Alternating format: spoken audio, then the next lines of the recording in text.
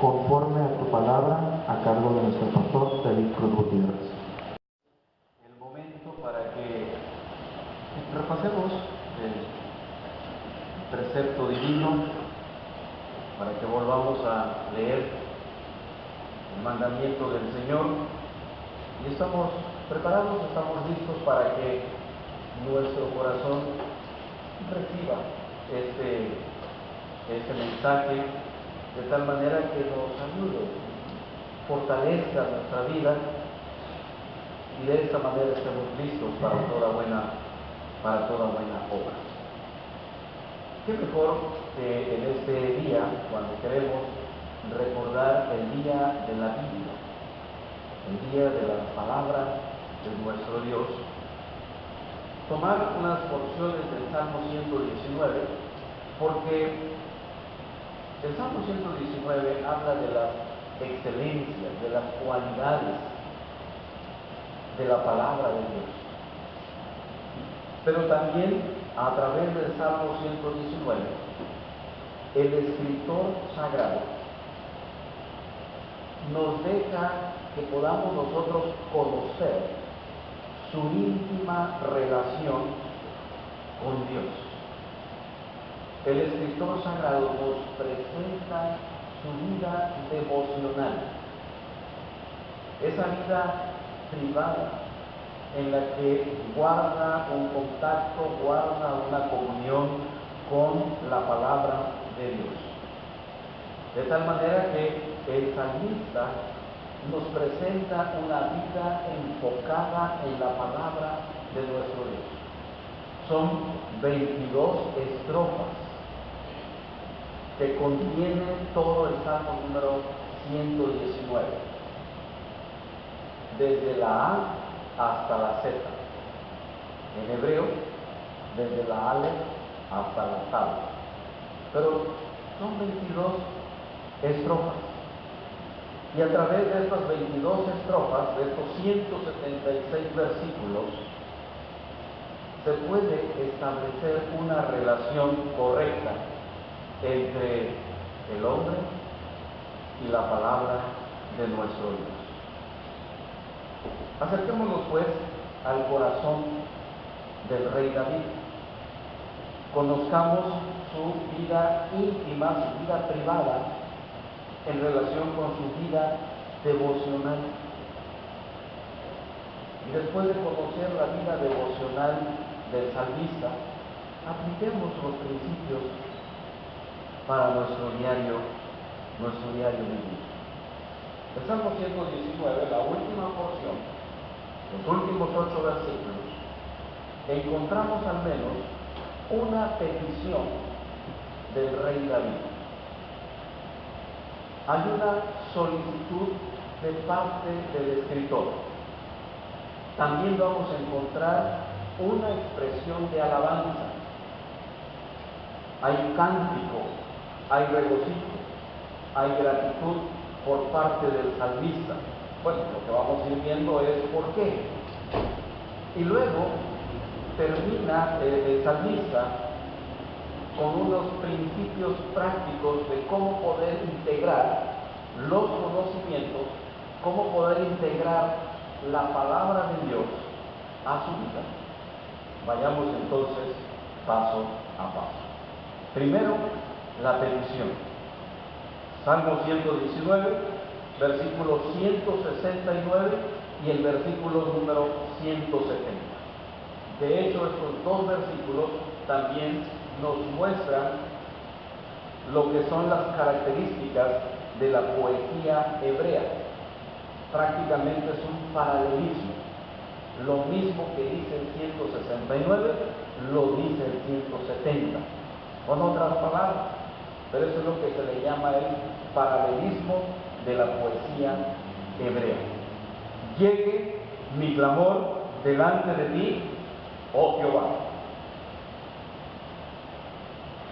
Petición. Esa es la petición del escritor. Llegue mi clamor. Otra petición. Dame entendimiento conforme a tu palabra. Y lo que se repite en el 170, que es lo es el paralelismo, dice, llegue mi oración delante de ti. Es lo mismo. Pero ahora el salmista utiliza otra palabra, líbrame, líbrame, pero que sea conforme a tu dicho. Recuerde que ahí dicho es también palabra, mandamientos, estatutos, juicios, preceptos, todo eso es sinónimo de la palabra. En este caso dice, líbrame conforme a tu palabra, dame entendimiento conforme a tu palabra, llegue a ti mi clamor. Esta es la petición. Líbrame también es la otra petición del salmista. ¿Por qué hablamos de una vida devocional del salmista? Porque al menos encontramos aquí en estos dos versículos tres elementos en la vida diaria del escritor. Lo primero es la oración. Por eso dice, llegue mi clamor. Es la oración. Este es uno de los elementos de la vida devocional de cada creyente. Orar en todo tiempo. Presentar delante de Dios nuestras necesidades. Pero por el otro lado, no todo es oración, o no todo solamente es oración. Se necesita el conocimiento de la palabra, se necesita profundizar en la palabra, de tal manera que lo que está haciendo el salmista es integrar la oración con la palabra. Porque esa es la única manera en la que se puede encontrar un equilibrio en la vida diaria. Por eso es la única manera en la que usted aprende a orar. Es la única manera en la que usted depende de la palabra de Dios y no se frustra, y no se angustia, y no se agobia, porque hay un equilibrio. Por un lado, presenta su clamor. Por un lado, presenta sus oraciones, sus peticiones. Pero por otro lado, estudia la palabra, conoce la palabra, investiga, medita. Por eso después dice, dame entendimiento conforme a tu palabra. Si no hace un ejercicio en el estudio sistemático de la palabra, no necesita pedir entendimiento. Porque el entendimiento Dios se lo va a dar por medio de las Escrituras.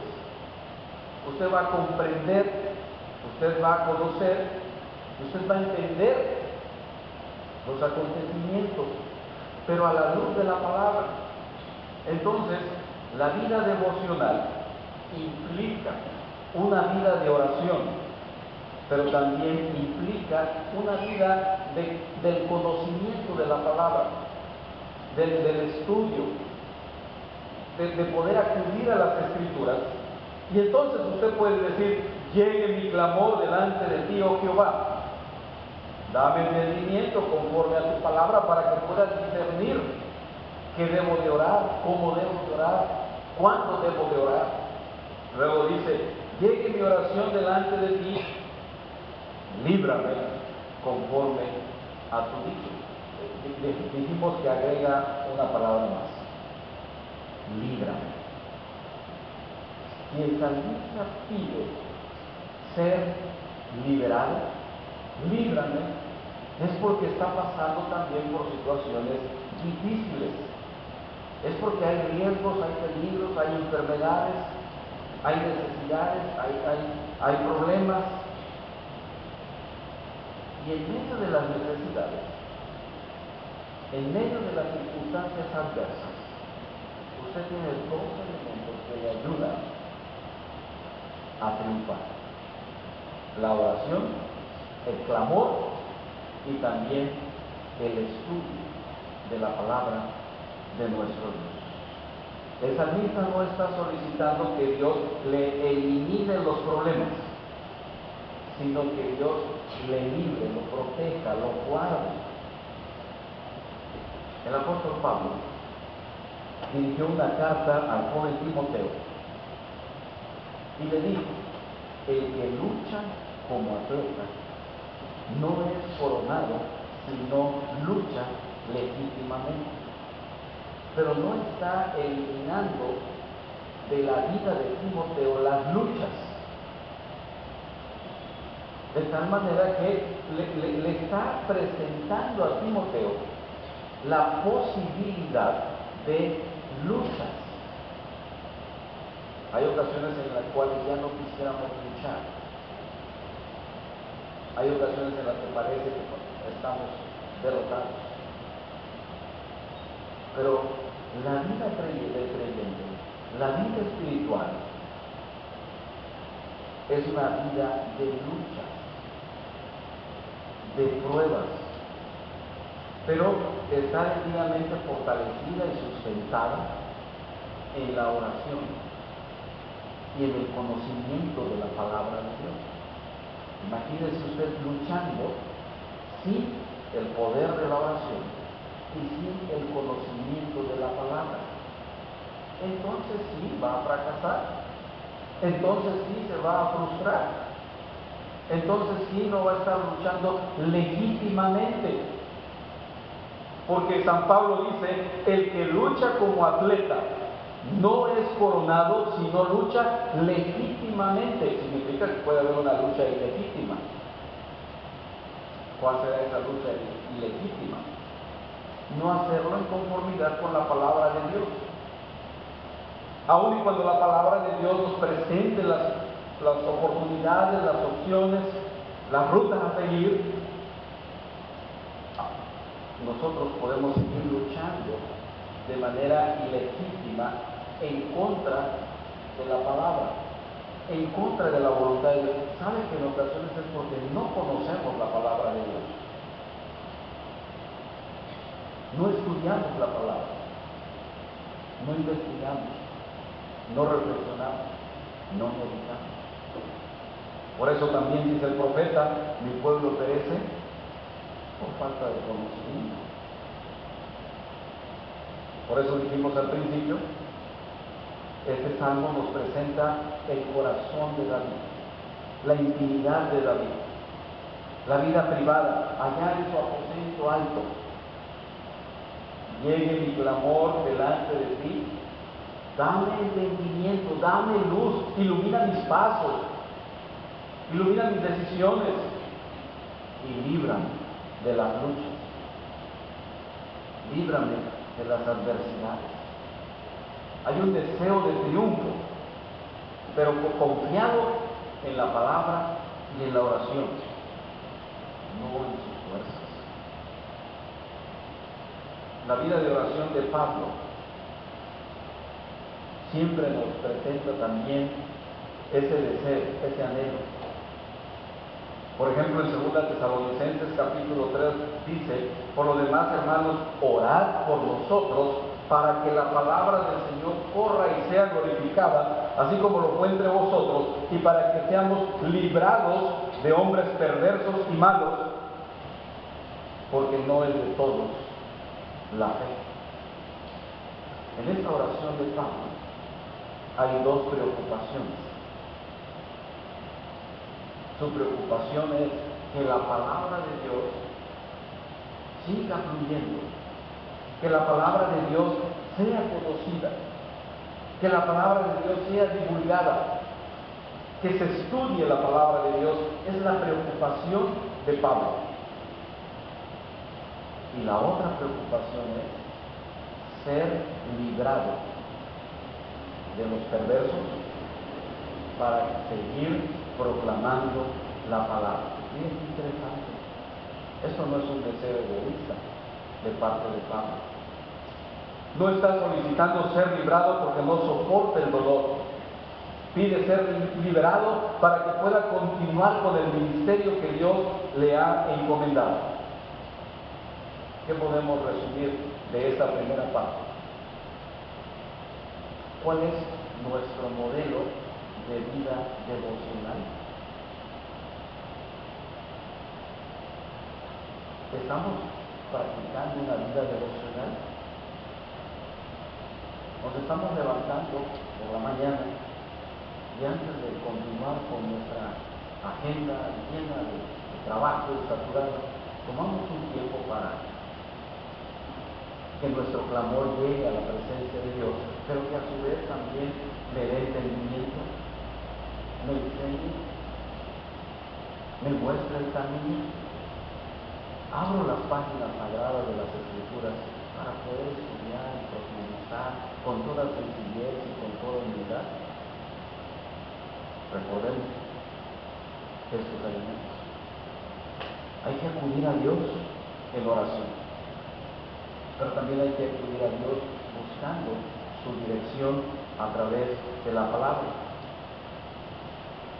Y aún cuando llegue el día de la prueba, el día malo, dice San Pablo, podamos tener nosotros fortaleza, confianza, seguridad, oración y estudio de la palabra. Liga. Luego, ¿qué sigue diciendo el salmista? Otro elemento también de la vida devocional es la alabanza. El versículo 171 y 172 hablan del gozo del salmista. Ya expresó su clamor, ya estudia y medita en las Escrituras. Hay riesgos y hay peligros, pero ya ha confiado y ha depositado todo en el Señor. Entonces, ahora él puede expresar un cántico. Dice el versículo 171, mis labios rebosarán alabanza cuando me enseñes tus estatutos. Hablará mi lengua tus dichos, porque todos tus mandamientos son justicia. Miren, hermanos, aún con todas las situaciones que a David le tocó vivir, que nosotros conocemos algunas de ellas por la Escritura, nunca David dejó de alabar a Dios. Y David se caracteriza por alabar a Dios por su palabra, alabar a Dios por su creación, alaba a Dios por sus obras, alaba a Dios cuando está en el pozo de la desesperación, alaba a Dios en todo momento. No duda de la bondad ni del poder de Dios. Tampoco cuestiona los acontecimientos que le sobrevienen. Hay una alabanza que surge de lo profundo de su corazón. La alabanza de David no es emocional. La alabanza de David no es externa. La alabanza de David empieza con la palabra y termina con la palabra. Está comprometido con Dios de tal manera que pase lo que pase, alaba a Dios. Mis labios rebosarán alabanza, mi lengua hablarán tus dichos. Y luego dice él, cuando me enseñes tus estatutos. Aquí hay una lección importante para nuestras vidas. No está pensando David alabar el nombre de Dios hasta que sea enseñado en la palabra. Ya está alabando a Dios porque desde este momento él conoce la palabra, pero la palabra es una fuente inagotable del conocimiento de Dios, de tal manera que hoy David conoce a Dios, mañana va a conocer más a Dios y luego va a estar conociendo más a Dios. Esto se llama crecimiento. Esto se llama madurez. Por eso David habla de una vida continua de alabanza. Hoy alabo a Dios y mañana vuelvo a alabar a Dios, pero ya conozco más a Dios. Las pruebas me ayudaron a crecer y alabo a Dios.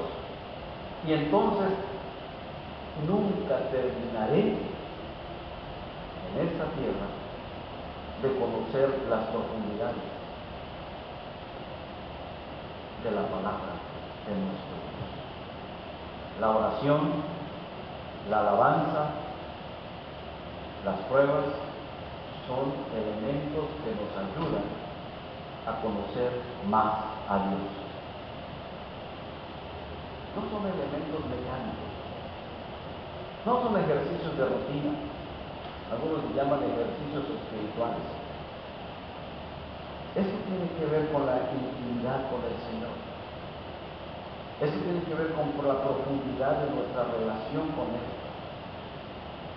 Oramos, cantamos, estudiamos la palabra, hay tribulaciones y hay pruebas, y seguimos cantando, y seguimos orando, y seguimos estudiando la palabra. ¡Qué bendición!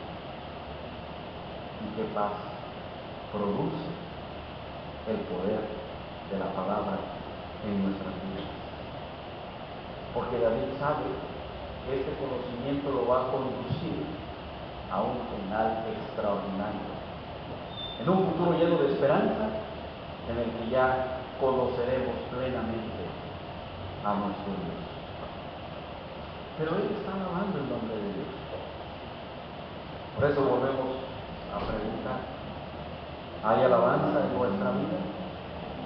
¿O hay quejas, dudas, ingratitud, crítica? ¿Cuál es el sustento de nuestra vida devocional? ¿Solamente emoción, dependiendo de las circunstancias? ¿Solamente apariencias?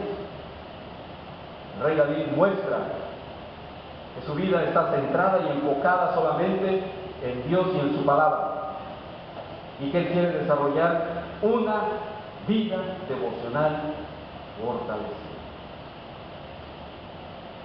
¿Qué podemos llevarnos a nuestros hogares en esta tarde? Y ya hemos descubierto y analizado la necesidad y la importancia de clamar, de orar, de estudiar, de conocer, de profundizar en la palabra y de cantar al Señor. Dice el salmista, el 173 dice: esté tu mano pronta para socorrerme, porque tus mandamientos, ahí podemos resaltar, tus mandamientos he escogido. Creo que esto es lo que tenemos hoy que atesorar en nuestros corazones y en nuestras vidas. El 174 dice: he deseado tu salvación, oh Jehová, y tu ley es mi delicia. Viva mi alma y te alabe, y tus juicios me ayudan. Recuerden que cuando leemos juicios, estamos leyendo y tu palabra me ayuda. Pero ¿cómo nos va a dar la palabra si no la conocemos? Por eso la necesidad, la importancia de conocerla. Y cuando el salmista dice: esté tu mano pronta para socorrerme, recuerde que la mano de Dios es una mano de poder. Hay ocasiones que no queremos que la mano de Dios nos controle, porque hay ocasiones en las que nosotros nos consideramos fuertes, autosuficientes, y que podemos resolver esto y que podemos decidir en esto, y no consultamos el propósito de Dios. Y cuando ya no podemos resolver aquello o esto, es entonces cuando pedimos una ayudadita de Dios. Pero solamente queremos que Dios intervenga en esto, en esta prueba, en esta necesidad. Y no queremos que Dios tome el control de toda nuestra vida. Y no dejamos que el Señor gobierne nuestro corazón. Solamente de lejecitos. Solamente que nos ayude en algunas cosas pequeñas. La mano de Dios es la mano que hizo los cielos y la tierra. La mano de Dios es la que sacó a Israel con mano fuerte de la esclavitud de los egipcios. La mano de Dios es la que les dio de comer a los israelitas durante 40 años por el desierto. La mano de Dios también castiga al impío. la mano de Dios hace maravillas. Así que la mano de Dios es una figura del control de Dios, de la soberanía de Dios, del poder de Dios. Entonces, cuando nosotros pedimos la intervención de la mano de Dios, estamos nosotros dejando nuestra vida sometida a la voluntad de Dios. Queremos que Él gobierne nuestra vida, que Él sea el Señor de nuestra vida, que Él controle nuestra entrada y nuestra salida por medio de la palabra. Por eso dice el salmista: esté tu mano pronta para socorrerme. No solo para darme una ayuda, no solo para darme un empujoncito. No, la mano de Dios controla, gobierna y dirige. Si pide la intervención de la mano de Dios, déjese guiar por la mano de Dios. Déjese gobernar por la mano de Dios. Y eso lo va a encontrar a través de la palabra. Eso es mi deseo, eso es mi anhelo, eso es mi cántico, ese es mi propósito. Así lo declara el salmista. Somos un pueblo de la palabra de Dios.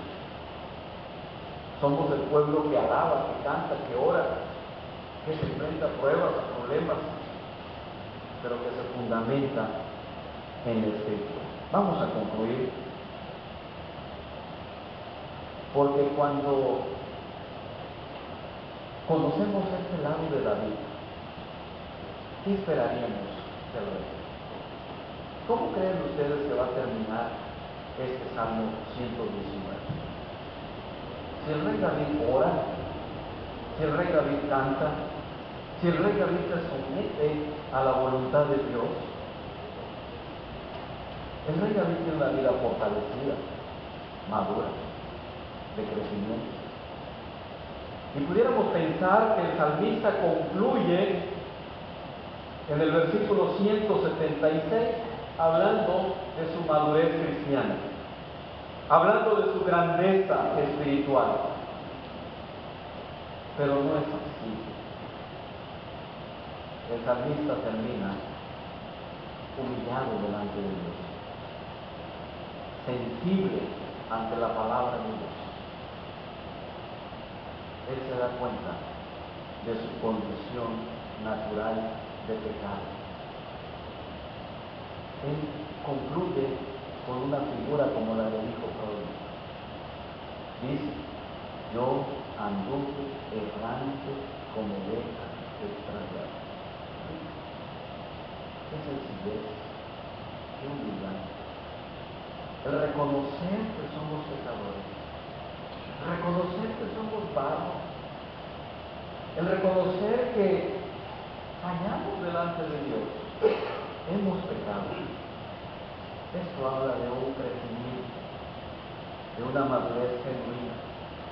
Pero el salmista no se alaba ni se exalta a sí mismo. Por el contrario, dice: yo anduve como el hijo pródigo. Yo me he equivocado y me he alejado y me he desviado de los caminos del Señor. Muestra humildad como resultado de un crecimiento. Presenta su naturaleza pecaminosa delante de Dios. Se dice a sí mismo que anduvo errante como oveja extraviada. Porque en esta vida no llegaremos al punto de la autosuficiencia, en el cual podamos decir que ya no habrá más pecado en nuestra vida. Sería un grave error. Sin embargo, David no está satisfecho con permanecer en su pecado. No se siente cómodo en esa condición.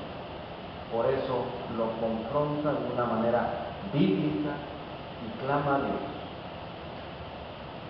no me he olvidado de sus mandamientos. Yo quiero que esta sea también nuestra expresión de fe en este día. Señor, ten compasión de mí, perdona mis pecados, pero no me he olvidado de tus mandamientos, no los he dejado de leer, no he dejado de aprender y de conocer tu voluntad, no he dejado de cantar, no he dejado de orar, pero mi naturaleza pecaminosa me hace regresar a ti cada día en continua humildad, humillándome y sometiéndome al poder tuyo. ¿Saben que cuando termina así el salmista lo que está haciendo es volver a empezar? Otra vez, llegue a ti mi clamor, enséñame tu palabra, dame entendimiento, líbrame, ayúdame a cantar, porque soy una oveja que se extravía. Y cuando reconoce esa posición, es volver a iniciar. Otra vez, oramos, cantamos, estudiamos la palabra, nos enfrentamos y resolvemos las pruebas y las tribulaciones. El Señor toma el control de nuestra vida, pero nosotros nos resistimos en ocasiones y otra vez volvemos a hacer este círculo lleno de virtud. Que Dios nos ayude, hermanos, y que podamos decir: yo anduve errante como oveja extraviada, búscame,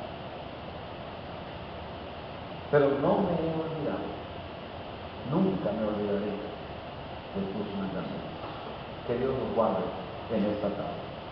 Amén.